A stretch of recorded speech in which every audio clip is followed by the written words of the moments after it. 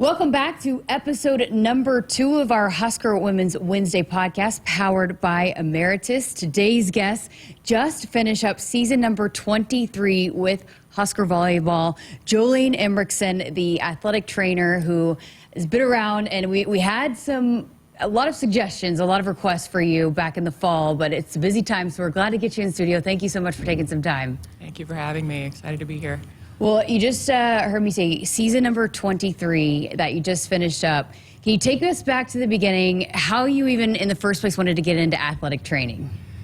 You know, I don't remember what took me into athletic training. I was always involved in sports and athletics, and I played volleyball, middle school, high school, other sports, danced. I was always active in things, and that just kind of was the natural progression. I had some injuries towards the end of my high school years, and it just kind of put me in the direction of helping athletes and still being involved in sports.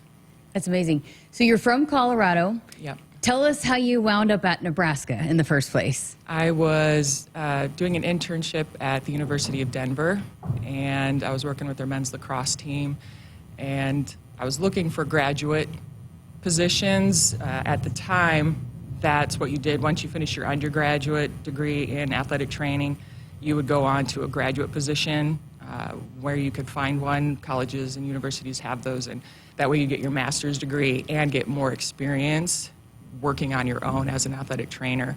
And I remember coming into the training room one day, and our head athletic trainer, he looked at me and he was like, "Have you ever thought about going to Nebraska?"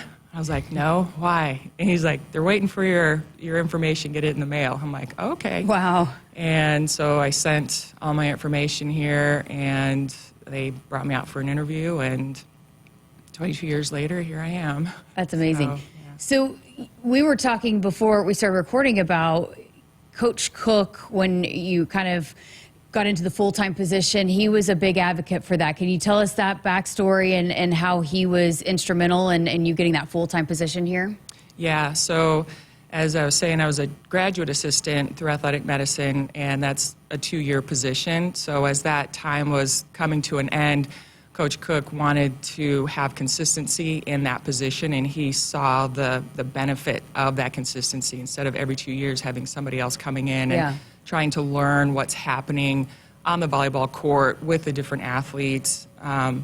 He just saw the benefit to that, and so he kind of found the loophole, I like to say, in having it turned into a full-time position. He really fought for that, and I was temporary for 2 years, and then it became a full-time position. So, you know, that was another thing we were talking about, just with that specific story, but then so many other things, how he's able to see maybe what's going to be needed in the future and be okay with being ahead of the curve and wanting to be ahead of the curve.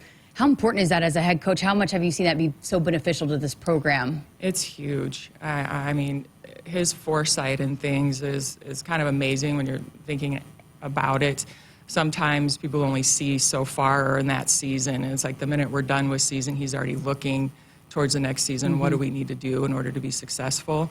And he's looking in that not only in terms of on the court, but the health of the athletes, what Brian and I are doing with them, and making sure we're staying on top of things and kind of ahead of the game and with the newest things that are out there or the most beneficial things that are out there. So take me back to when you first get to Nebraska. What did you know about Husker Volleyball? What did you quickly learn about Husker Volleyball? I didn't know a whole lot about it. My dad's always been a Husker fan, football fan, so he would always watch, Husker football, and I never thought too much about it.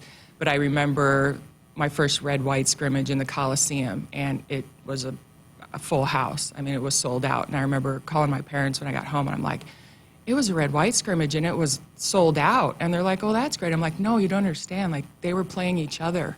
They weren't even playing another team. So it was a definite wow moment, and kind of, it's like, wow, this is something special, and I'm a part of something now, and where this is going to go. And it was a pretty amazing experience. What were those matches like in the Coliseum? They're intense. I miss being in the Coliseum, and just the the roar of the crowd around you. I mean, they were just on top of you.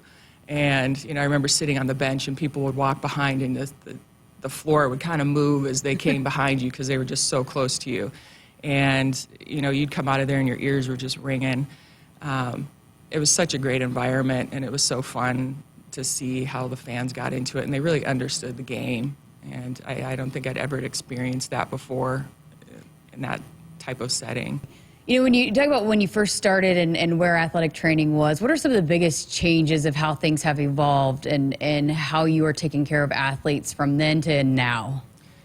I think research and practical things have brought us to where we are. A lot of the new technologies that we have, a lot of things that make the athletes feel good, that are more accessible. It is a lot different now because it is so accessible to the student athlete, and the student athletes are contacted by different companies for NIL, and instead of going through us, where we would bring in something new, I may see it from an athlete first, which definitely changes kind of how things are done, but not in a negative way. I think it benefits the athlete all the way around.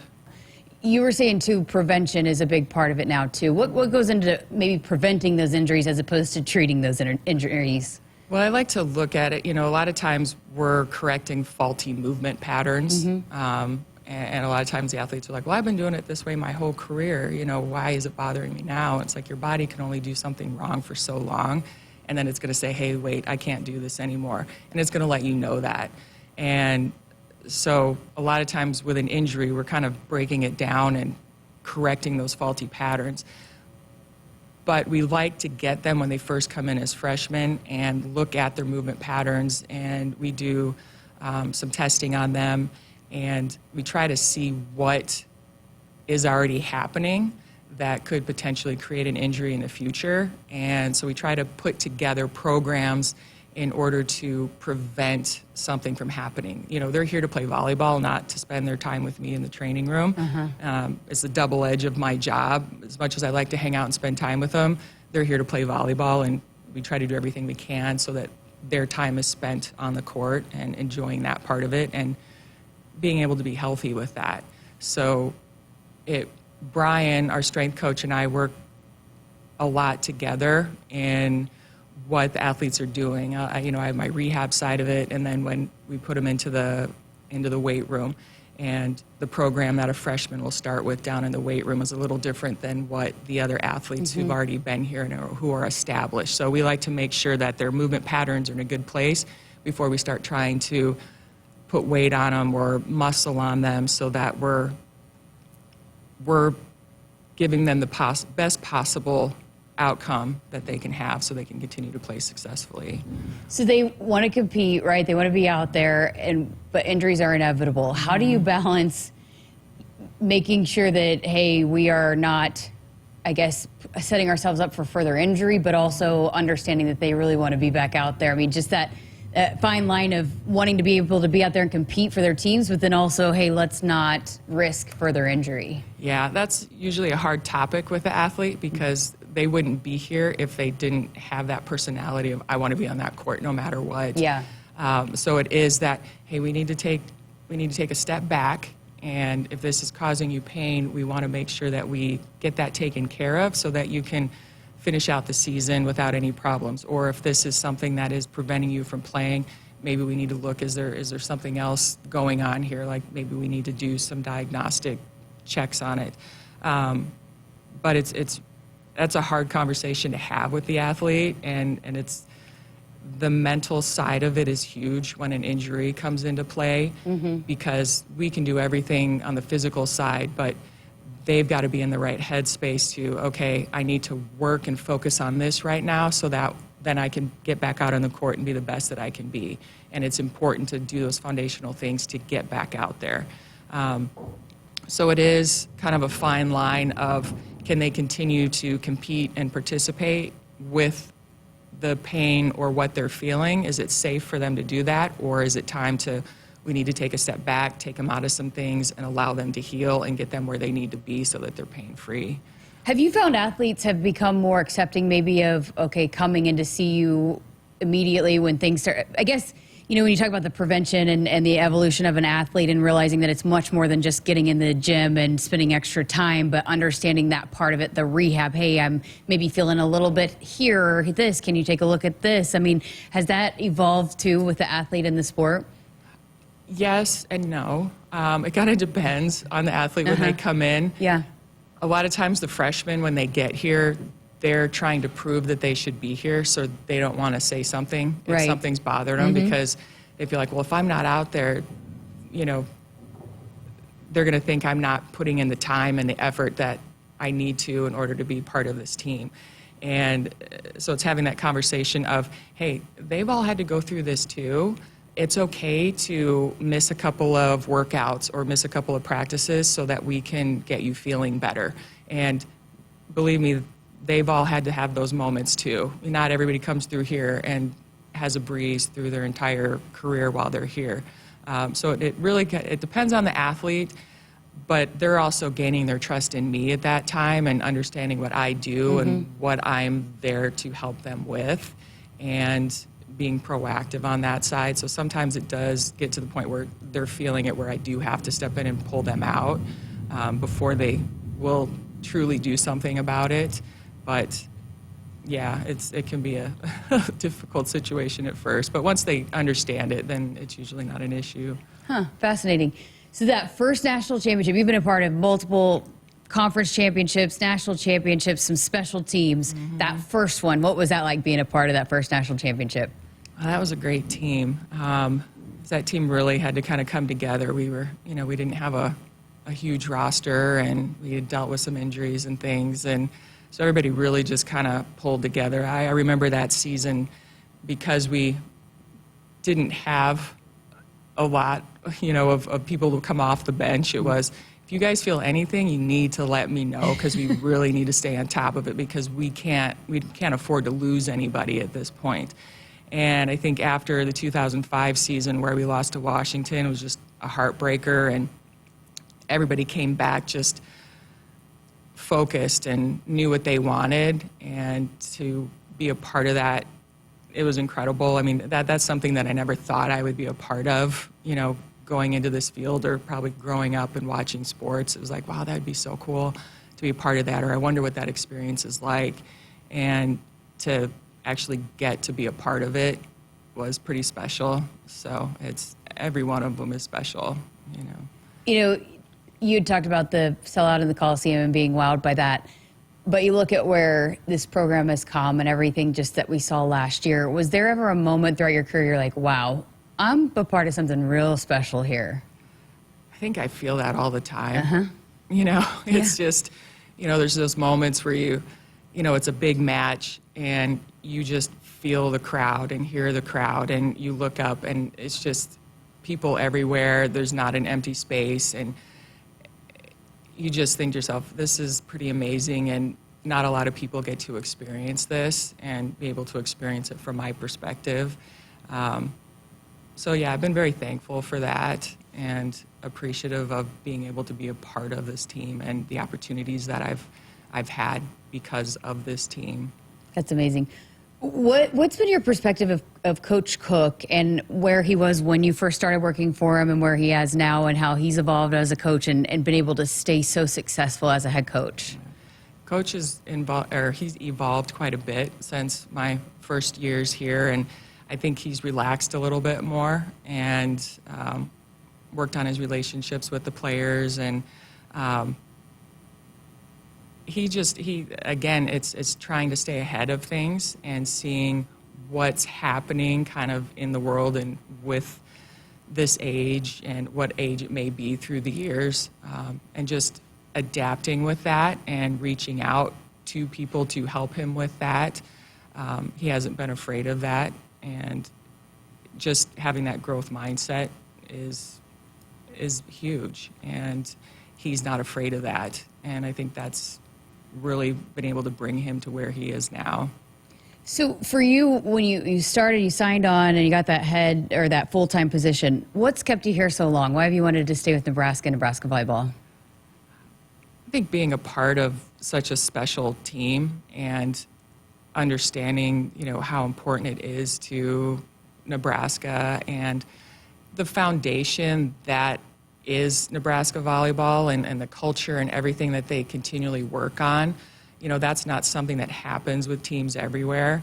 And just what we continue to build every year, and that core of the Nebraska values and what Nebraska volleyball has been from back in the early days is still there. There's when the freshmen come in, each class has different responsibilities when we're on the road.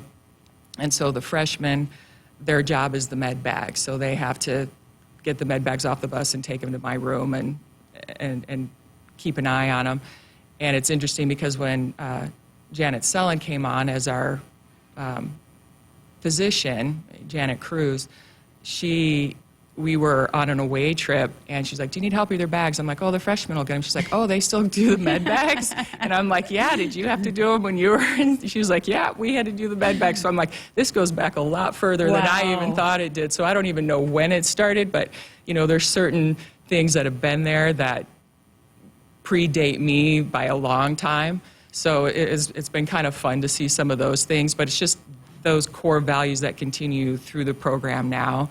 And you really know that it's something different than a lot of other programs around the country.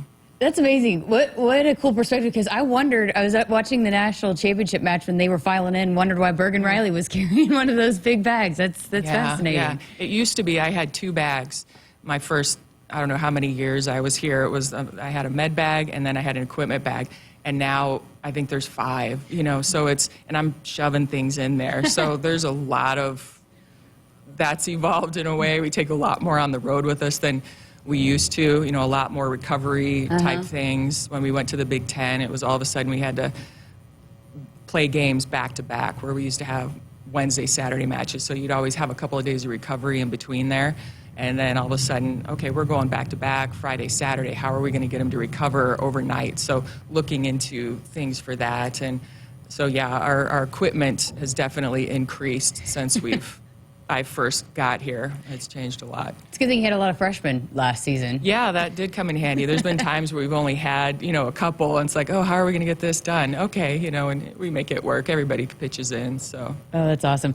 I ran into Jalen Reyes today and told him I was interviewing you, and he thought it'd be cool to talk to you about. He said, you understand the sport really well, and not all the time with trainers do they get into sports that they do understand it. But how much have you found learning the sport, understanding the sport, has helped you in doing your job as the trainer for this program? I think it helps a lot, because when I have an athlete who's injured and I'm rehabbing them and I need to get them back out on the court, that rehab has to be sport specific. So I need to understand what is being asked of them out on the court, what movements they have to do, what their position entails. I need to be able to get them ready to get back out there for those duties. So understanding what is asked of them and what that movement entails, I think, is a huge part of rehab and getting them back out onto the court. Throughout your seasons and every year you have injuries, you deal with comeback stories, but do you have some favorite stories of athletes that had to persevere, overcome, and maybe get through some things that were really hard that maybe not everybody understands how hard it was behind the scenes? Yeah, I've had a few athletes over the years. Christina Hotelling comes to mind because, in 2006 she was out with a shoulder injury. She had to have shoulder surgery that year, and having to, watch her team win a national championship when she wasn't able to be out on the court. And getting through all that. Haley Tramer, when she was here, she had a few different injuries, and she had a great mindset of, I'm going to get through this and I'm going to get back out there to compete. And even when she wasn't able to be a part of the on-court team, she was still putting a lot in from the sidelines and from a leadership type position. And I could probably name others, but there's always somebody who's kind of persevering through a lot and getting through it. I know last season was tough for Lindsay, and but she was pushing through every day and working to get better. And every rehab isn't the same. You know, you can have two athletes with the same injury, but they both can respond differently to the treatment or what you're doing. So you have to adjust what you're doing. And the healing process isn't always the same with everybody. And so that can always be difficult for that athlete and myself as well, because you want to get them back as soon as you can. But sometimes it's not going to be in the time frame that we would like. And helping to support that athlete through that. And yeah, you know, the rehab process can be a lonely time for these student athletes when they're having to be in there by themselves. I mean, I tore both my ACLs, and it's just, rehab can suck sometimes. The sports psychology department does a great job here, but when they're in there in that room going through it, and it can be a hard time, you have to probably balance that and making sure that you're there for them in that aspect too, just beyond the physical part of it, but the mental part of it, and making sure they stay up during that time, right? Yeah. Try to identify some of those things. So if we do need to reach out to somebody else, that we do that. But yeah, it's keeping them positive, and there are those parts to rehab where it can be boring. You know, you're doing the same exercises, and you know, we try to increase it or increase the difficulty on it. But it can be repetitive and daunting at certain points, and being able to point out the little milestones, you know, like, hey, look where we've come from 2 days ago. We've made huge strides, and you know, we're continuing to move forward. And you know, now that we're here, we can start looking at working towards this next goal. So sometimes it's, you know, they're looking at this larger goal of being back out into full participation, but we need to break it up into smaller goals that are achievable and to keep them positive and moving forward. And that can be, you know, that's where that mental aspect comes in.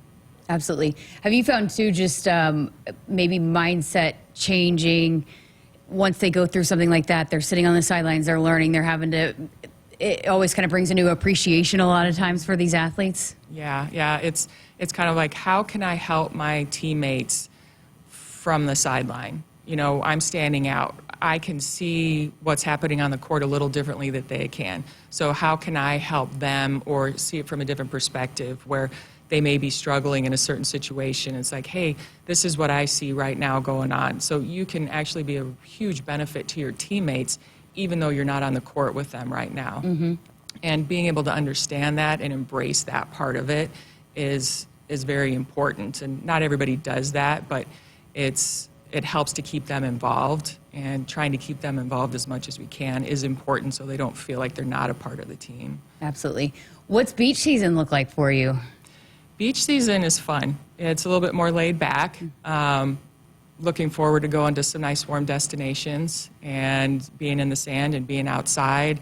After being indoors for so long, it's nice to get out and experience some sunshine, even though it's Nebraska in January and February. Sometimes we don't quite get that warm weather to get outside, but you know, we'll take it when we can get it. And luckily we have our own indoor court, so we can practice. But it's fun. It's laid back. It's good for the team to be able to focus on something different, and takes a little bit of the strain and stress off their legs of having to jump on a hard court every day.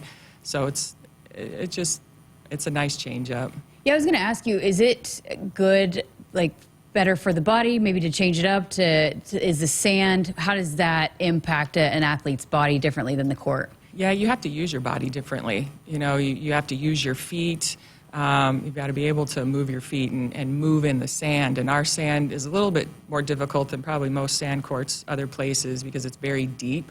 So they've got to learn to move, and instead of being on a hard surface and they push against it, the surface doesn't move on a hard court. So it gives you something to get force against. In the sand, you push off of it, it moves away from you.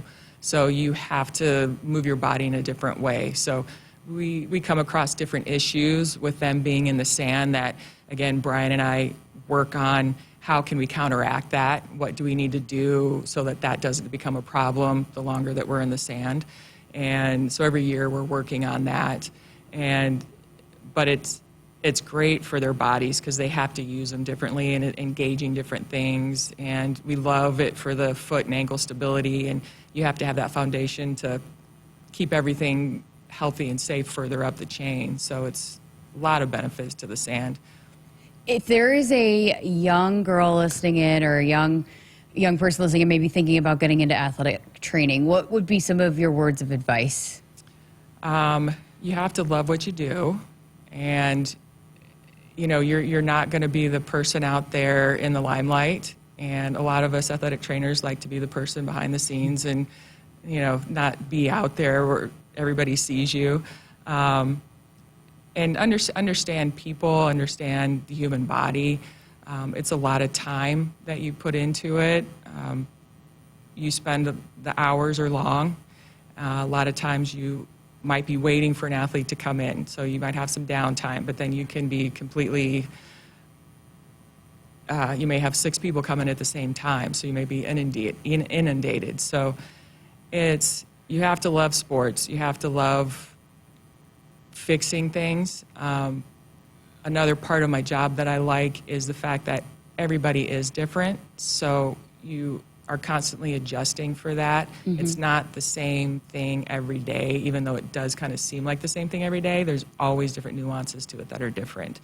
And being able to figure out puzzles, basically. Yeah.